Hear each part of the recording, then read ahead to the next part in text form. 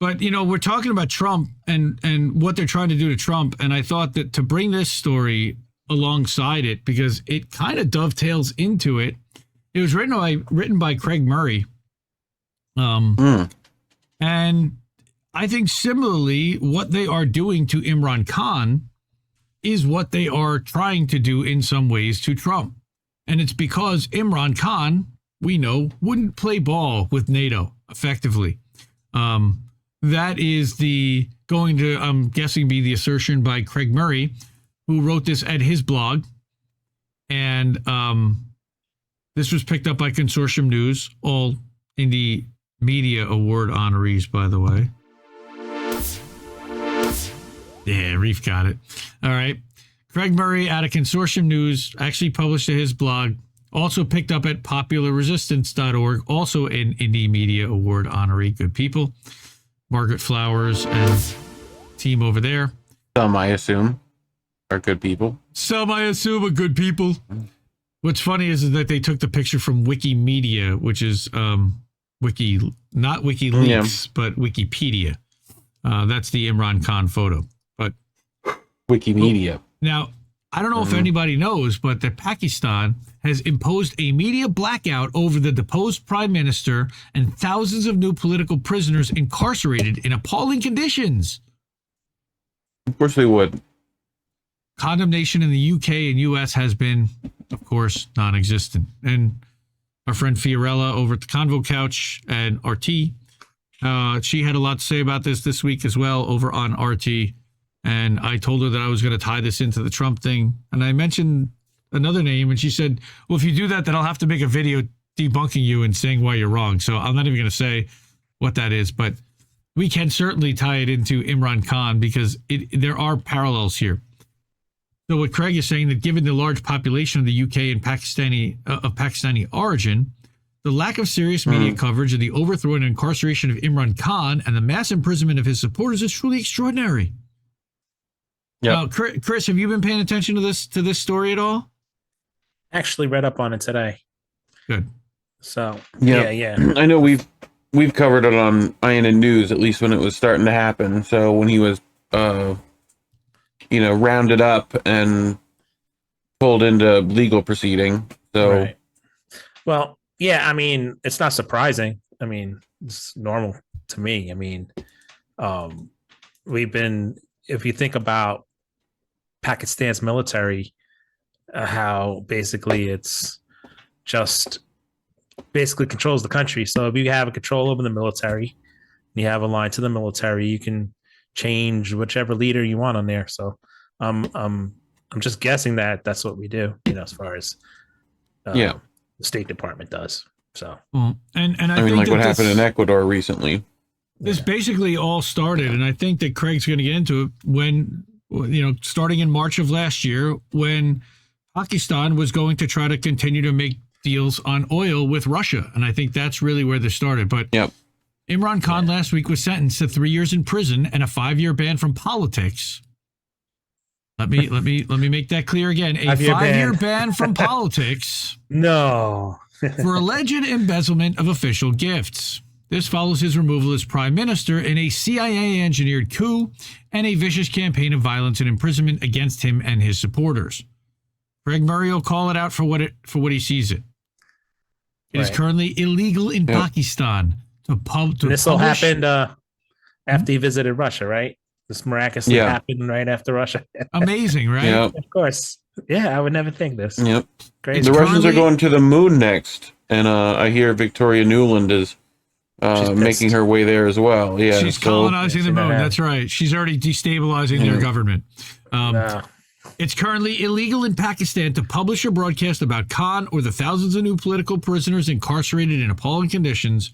Again, there have been no protests from the UK or US government.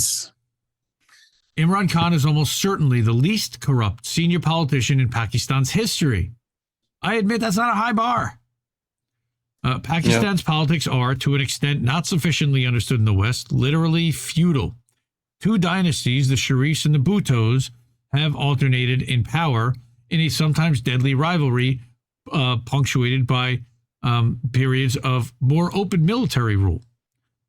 There is no genuine ideological or policy gap between the Sharifs or Bhuttos, though the latter have more intellectual pretension. I'm guessing that there are Pakistanis that would probably disagree with you in that case. But that So Greg's we've got assessment- the Go ahead. what are the Shakespeare families? The The Capulets, the Romeo Capulets and and the Juliet, Montagues. Capulets And the Montagues. and the Montagues, yes. It's purely I do about not control. quaff at you, sir. It is purely about control of state resources. The arbiter of power has in reality between the military, not the electorate, and they have now put the Sharifs back in power. So Imran's incredible breakthrough in the 2018 National Assembly elections shattered normal political life in Pakistan. Winning a plurality of the popular vote and the most seats, Khan's PTI party had risen from under 1% of the vote in 2002 to 32% in 2018. Now, that again is in a country that allows a third party to rise like that. Dates are important. It wasn't his cricketing heroics, and he was a cricket star, which made him politically popular. In 2002, when his cricket genius was much fresher in the mind than it is now, he was viewed as a joke candidate. In fact, it was his outspoken opposition to U.S. using Pakistan as a base, and particularly his demand to stop the hundreds of dreadful U.S. drone strikes within Pakistan that caused a surge in his support. Yeah, he was staunchly anti-American, and he had the money to basically tell them to go fuck off. All right? Seems all right. The Pakistani military went along with him. The reason isn't hard to find, given the level of hatred the USA has engendered through its drone killings, the invasions of Afghanistan and Iraq, and the hideous torture excesses of the war on terror, quote unquote. It was temporarily not in the interest of the Pakistan military to foreground their deep relationship with CIA and U.S. military. However, we know the Pakistan Security Service, ISI, had betrayed Osama bin Laden to the U.S., which hardly improved the popularity of the military and security services. Imran Khan was seen by them as a useful safety valve. It was believed that he could channel the insurgent anti-Americanism and Islamic enthusiasm, which was sweeping Pakistan, into a government acceptable to the West. Yeah, run by an oligarch capitalist. It looks like, well, it would work for them. Good night, Laura, by the way, over in Rockfin. In power, he proved much more radical than the CIA, the British Tories, and Pakistani military had hoped. The belief that he was only a playboy dilettante at heart was soon shattered. A stream of his decisions upset the U.S. and threatened the income streams of the corrupt senior military.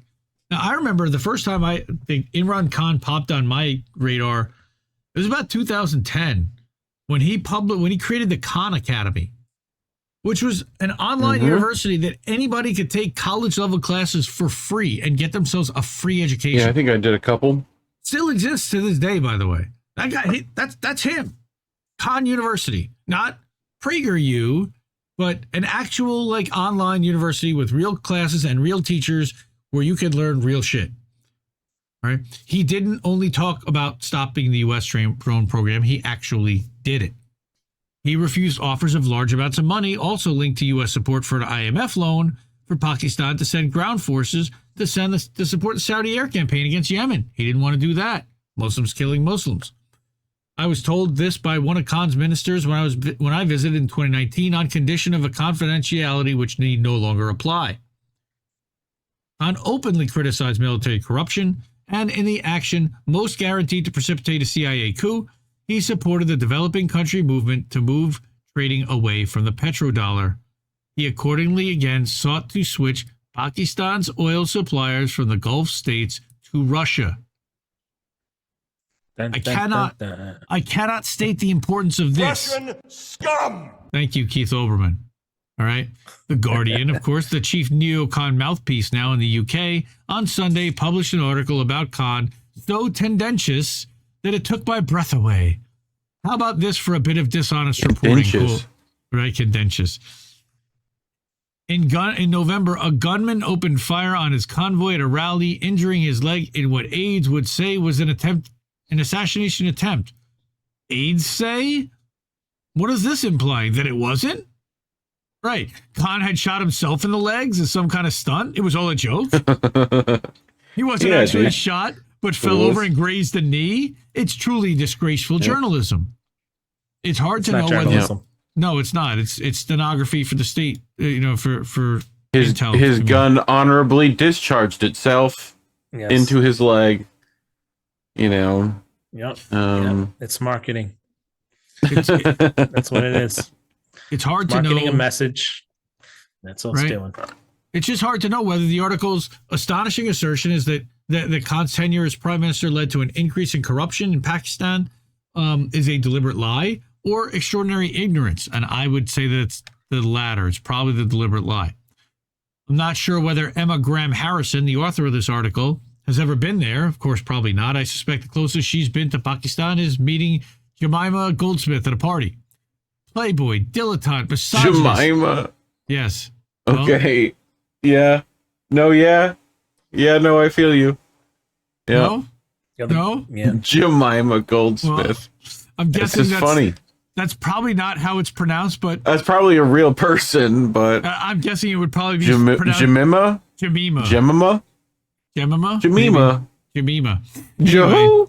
But The Guardian hit piece is relentless. It's an encapsulation of the liberal arguments for military intervention in Muslim states for overthrowing Islamic governments and conquering Islamic countries in order to install Western norms, in particular the tenets of Western feminism. Again, right here, playboy, dilettante, misogynist, using that type of terminology. So this means that all the liberals opposing the Iraq war was all bullshit. No. I feel like no. Playboy, dilettante, misogynist was just like the blurbs on the first cover of Playboy. Yeah. You know? Like yeah. But he says that he thinks that we've seen how that playbook has ended in Iraq, Libya, Afghanistan, amongst others. The use of the word claim to engender trust of Khan in the Guardian article is studied. He claimed that his years living in the UK had inspired him to wish to create a welfare state in Pakistan. He didn't claim. That's what happened. Why is that a dubious comment from the man who spent the majority of his personal fortune setting up and running a free cancer hospital in Pakistan? His efforts to remove or sideline the most corrupt generals and those most openly in pay of the CIA are described by Guardian as he tried to take control of senior military appointments and began railing against the armed forces' influence in politics. How entirely unreasonable of him to want to eliminate that kind of corruption. Literally, thousands of members of his political party are currently in jail for the crime of having joined a new political party. The condemnation by the Western establishment has been non-existent. Well, and it's coming here like too. They only like it when you believe in one of two parties. So it's either got to be, the Sharifs or the Bhuttos. There's no room for anybody else. So I think that the ruling elite in Pakistan are fine with that. It's difficult to think of a country besides them where thousands of largely middle-class people could suddenly become political prisoners while drawing almost no condemnation. It is, of course, because the UK supports the coup against Khan. But he feels it's also confident. He feels confident that it also reflects in part the racism and contempt shown by the British political class toward the Pakistani immigrant community, which contrasts starkly with British ministerial enthusiasm for Modi's India. We should not forget New Labour have also never been a friend to democracy in Pakistan, and the Blair government was extremely comfortable with Pakistan's last open military dictatorship under Musharraf. Interesting insights from Craig Murray from across the pond. And Craig Murray wants you to, donate to him so he can keep doing it. Yes. And you should do that. Yes, support independent journalists. Now, again, he was British ambassador to Uzbekistan way back, rector of the University of Dundee, and he is, independent and reader supported. So he also went to the jail. University of Crocodile Dundee, you mean? He also went to jail, by the way, like 2 years ago for speaking out against the Scottish Minister of Parliament. And he's incredibly principled. And while I occasionally disagree with him, I have tremendous respect for him. And he's Also one of the big champions and fighters for the freedom of Julian Assange. So shout out to Yep. Craig Murray on that as well.